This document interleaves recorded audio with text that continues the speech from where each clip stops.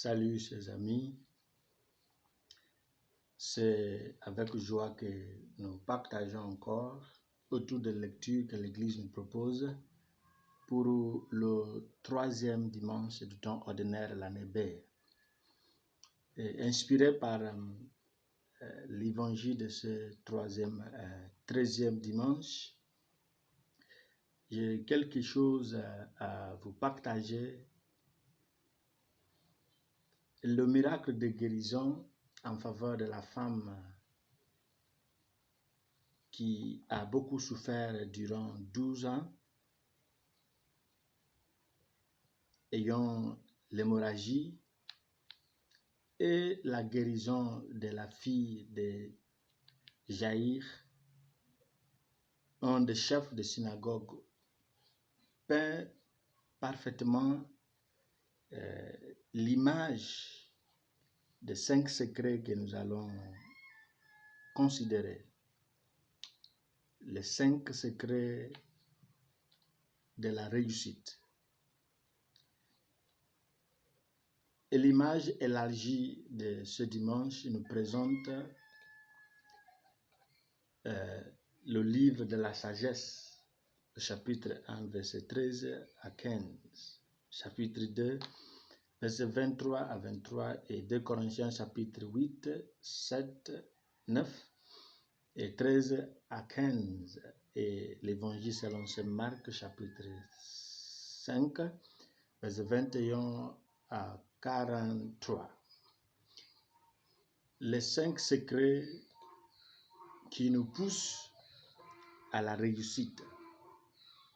La dernière fois, nous avons réfléchi autour de comment gérer les offenses, où nous avons suggéré que pour qu'il y ait une solution durable, il nous faudra chercher des solutions, des conseils physiques pour le problème physique, conseils et solutions spirituelles pour les situations spirituelles, médicales pour les situations médicales, académiques pour les situations académiques. Et il y a une interdiction de ne pas mélanger les conseils et les solutions. Et aujourd'hui, nous allons voir les 5 secrets et comme on a dit, inspirés par l'évangile, surtout par les 2 miracles de la guérison de la femme qui a souffert de l'hémorragie et la fille de Jaïr. La première chose parmi ces 5 secrets, c'est par la prière et le conseil professionnel, découvrez la réponse ou la solution à votre problème. Une prière inspirée et la recherche, la poursuite des conseils professionnels. Conseils financiers pour des problèmes financiers.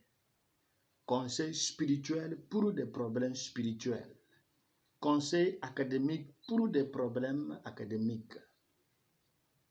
Problème du mariage exige un conseil lié au mariage. Problème psychologique pour solution ou conseil psychologique pour des problèmes psychologiques. Et une fois que nous essayons de faire ce qu'on appelle la combinaison dangereuse, les solutions ne seront pas atteignables.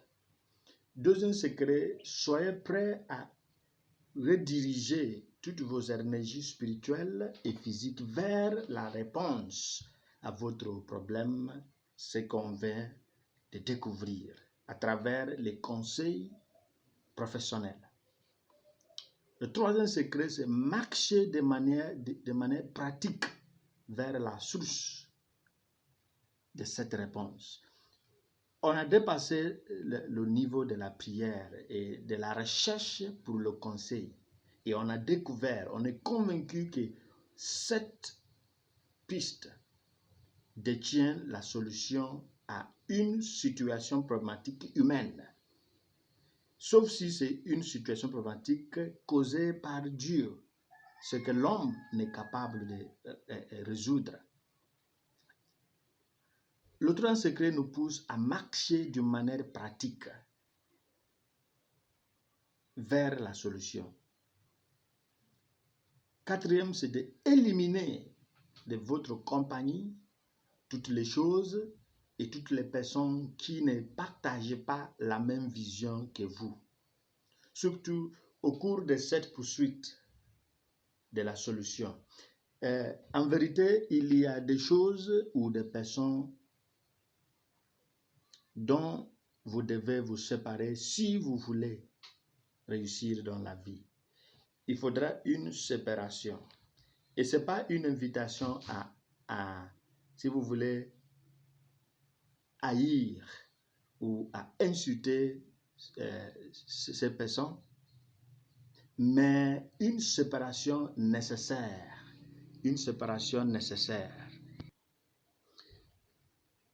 Un homme qui désire être un médecin ne doit pas côtoyer chaque jour le mécanicien. Une femme qui désire se marier ne doit pas côtoyer les hommes mariés ou les gens qui ne peuvent pas la marier. L'amitié est là, mais de donner tout ton cœur, toute ton âme à une personne qui ne pourra pas t'épouser, c'est de faire une combinaison dangereuse. Des fois, c'est le défi à relever, mais c'est la réalité de la vie. Et beaucoup l'ont découvert, mais peu sont les gens qui l'appliquent. Il faudra une séparation nécessaire avec les gens qui ne partagent pas la même vision avec nous si nous voulons réussir. C'est le quatrième secret. Cinquième secret, soyez prêts à vous battre jusqu'au bout, car même à 1 mètre de distance à cette source de solution, vous pouvez être confronté à des oppositions, des distractions, des obstacles et des découragements. Prenons l'exemple de la femme qui a souffert de l'hémorragie. Elle a pris la décision parce que, après avoir se renseigné, elle a découvert que Jésus détient la solution à son problème. Mais la foule a constitué un blocage pour elle. Mais elle s'est forcée jusqu'à toucher le vêtement du Christ, sans penser à ce que les gens vont dire. Elle sent mauvais, elle dérange les gens, mais elle a décidé d'arriver jusqu'au bout. Le chef de synagogue, après avoir reçu l'assurance de Jésus que sa fille vivra, les messagers sont venus de sa maison pour dire « Ne dérange plus le maître car ta fille est morte. » Jésus lui a dit « Si vous avez la foi, ta fille vivra. » Jésus a choisi, il a commencé d'éliminer le principe d'élimination. Il a choisi Pierre, Jacques et Jean avec le chef. Mais une fois à la maison, qui peut représenter 1 mètre de distance à la solution? Il y avait les gens qui sont en deuil, qui pleuraient, mais qui disaient que qu'est-ce que cet homme est venu faire? La fille est déjà morte, qu'est-ce qu'il pourra faire? Et Jésus a fait une autre élimination. La première était de limiter ses compagnons de 12 à 3.